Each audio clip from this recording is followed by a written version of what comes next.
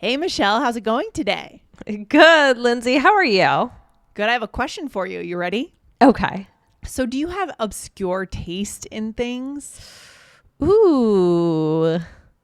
I guess in some things, of course. I think everybody has some obscure taste, right? Like, I don't think that everybody likes everything completely mainstream. What do you think? But I can't think of anything off the top of my head.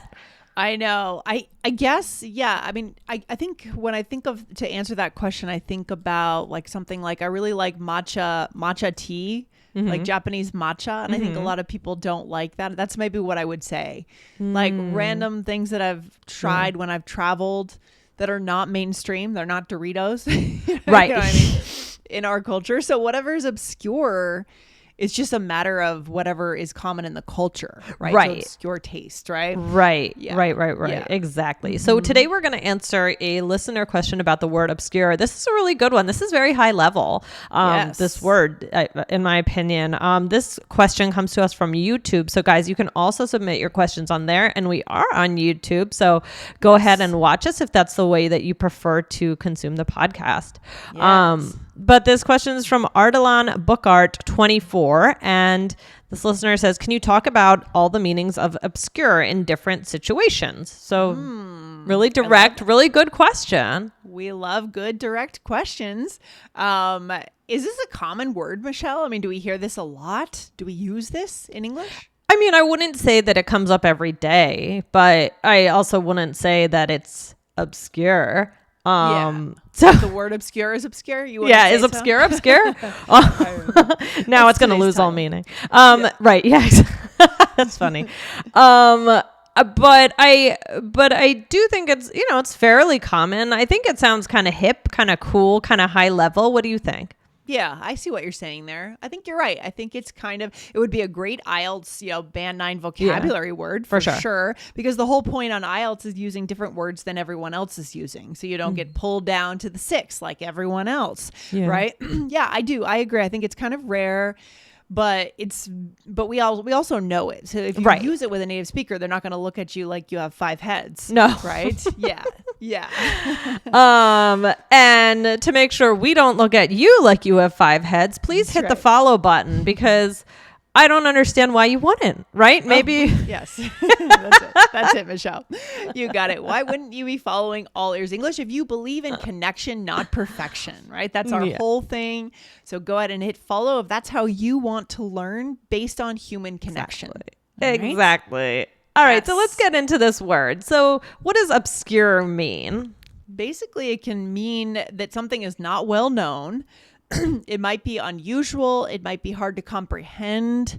Right. You might hear the term obscure reference, Michelle. We hear that Yes, sometimes, right. I feel like I hear that a lot with the word obscure. And well, that was an obscure reference. I'm proud of myself for understanding it, right? Somebody might make a reference. I mean, I'm always throwing out something from Friends, or it could be from anything. It could be a random 90s reference. And if somebody understands it, they could say, oh, well, that was obscure, right? Yeah. Often you hear people in the dating world saying, oh, I found my match. This person gets me because maybe this person uses very obscure references and and their date does too. And they feel like they've met their match because, that kind of thing, right? Right. You identify with that person's taste and you get them.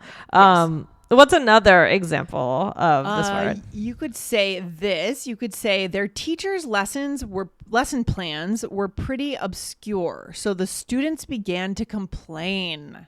Oh, that's not good. So maybe they were hard to get. It was a little strange. I mean, I feel like I don't hear it as much in this way, but it can be used. Yeah. I mean, kind of the negative way of labeling something, instead of using the word obscure, people would just say weird, right? Right. Yeah, exactly. But weird It's has kind a of a negative euphemism. connotation to Right. it, right? Yeah. Yeah. Or you could say, some people say my taste in music is obscure. I take that as a compliment, right? So yeah, exactly. You could kind of put the word weird in there. It's the same idea, right? But it's much better if you're trying to build a connection to say, oh, these are some really obscure references you're making instead of these are weird things you're saying. Right. Weird could, well, it's funny because some people take weird as a compliment. I mean, there's always we've talked about this, like keep Austin weird and things like that. Cool. Weird is cool. Yeah. Right. But still, if you say that was a weird reference and you don't know the person that well, it could sound more, it sounds a little bit more offensive than obscure, which just kind of means unusual, not putting a judgment on it. Totally. 100% agree. Here's another example. We found this obscure book in this old bookshop. So that's what I'm reading now. Yeah. So obscure book. Yeah, exactly. I mean, Lindsay, is there, something that you like that some may say is obscure? Yeah, I mean, like I said, like I really like Japanese matcha. I like or even what is it? Mate. It's the Argentine tradition of sipping mate in a circle, like that kind. It's another kind of tea. Have you ever heard of it? It's very obscure, Michelle. It's very obscure. Very obscure. Yes. Right. That's a perfect example, right? Yeah. Have you heard of it? Oh, it's kind of right. I mean, again, it may not. It goes back to what you were saying about the culture, right? It could be obscure one place and not in another. Right. If you live in Argentina or Uruguay or maybe Brazil, it's not obscure to you at all. But in the U.S., it's kind of obscure. The mate. The mate tradition. Yeah, I would say so. Yes, exactly. Okay, Michelle. Well, what about you? You didn't tell me. Are there any things that you're into? I was hoping you wouldn't ask because I was. You got something. You got something. I know it. I mean, I'm sure I do. This is a really good question. Oh my gosh, this is going to bother me. Keep thinking. I'm going to keep on thinking. Yeah, but I do want to bring up another way that obscure can be used, another definition, and this can mean to block something, right? You can't see it actually, so you could say the car obscured his line of sight, so he honked his horn. So that's a totally different one. Interesting. Yeah, that's totally different, but is it really even related to the other meaning? Something that is more rare? I guess I can see the link.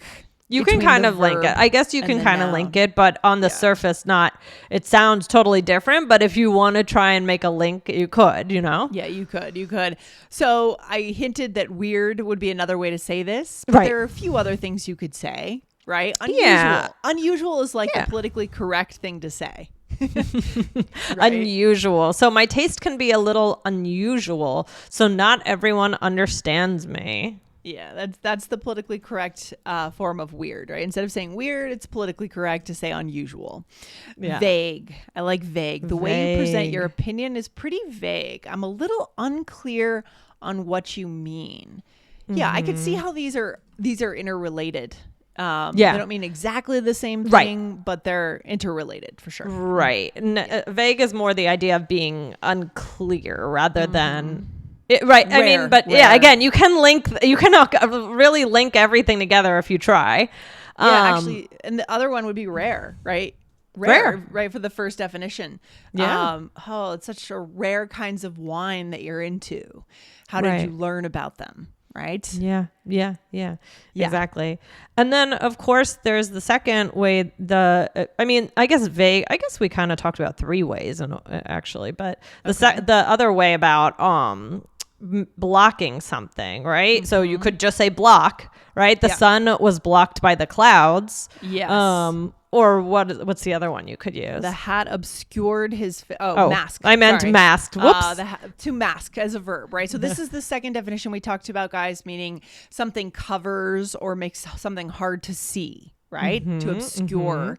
So again, the hat masked his face. So the teacher asked him to remove it. It's really hard to say the word masked because I end up replacing the K with a T. Masked. The hat masked his face because it's really hard to say masked. Masked his face. You just got to work on it, Lindsay. You can or something. Yeah. But yeah, these are really useful words, all of them. And so let's do a role play. We're not going to use every single one, but we'll use most of them. In this role play, you are driving me to our book club. Oh, we have a book club. Fun. Okay. Yeah. Here we go. All right. So I'm excited for tonight. They are getting wine and cheese. That's good. Did you even read the book? Oh, no. It was so obscure. I didn't really like it. Yeah. Oh, gosh. Do you need sunglasses? Yes, please. The sun is super bright. It's blocking my vision. Here. Yeah, I felt some of the chapters of the book were kind of vague. Yeah. And, this is very typical in conversation. And this is what I want our listeners to be ready to do. And I'm sure they do this in their languages, which is move in and out of topics, right? Yes. We're talking about the book and how obscure it is. And then you're blocked with your vision and you're getting sunglasses. So it's important to be able to do this. Weave in and out of ideas and come back to them. Pick them up seamlessly. Right. That's the thing is that happens when you're driving. Do you ever, when you're driving, you get the sun in your eyes and you just need to take a second? I mean, there's always these little adjustments we're making. Oh, my, my bag fell. This, is some sort of physical adjustment a lot of the times that we're making. We need to just take 1 second and then jump right back into the conversation like nothing ever happened. So that's a real skill. Yeah, I mean, I think in the car situation, anything physical is a good example. But some people talk like this, even just if you're sitting talking to someone in a coffee shop, they'll run 3 topics in parallel, right? Yeah. It happens. And we want to be able to keep up and connect, right? Yeah. We should come back to that topic another time, Michelle. Guys, hit the follow button and we will try to address that. I have a feeling that's a pain point for some of our listeners, right?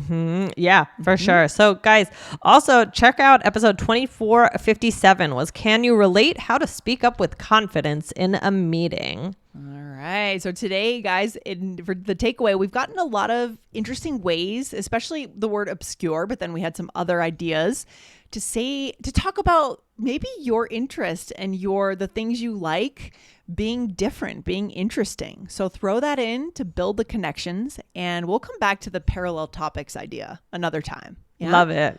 All right, Lindsay, this was fun. Thank you to our listener for this question, and keep them coming. All right, Michelle, talk soon. Bye. All right, bye.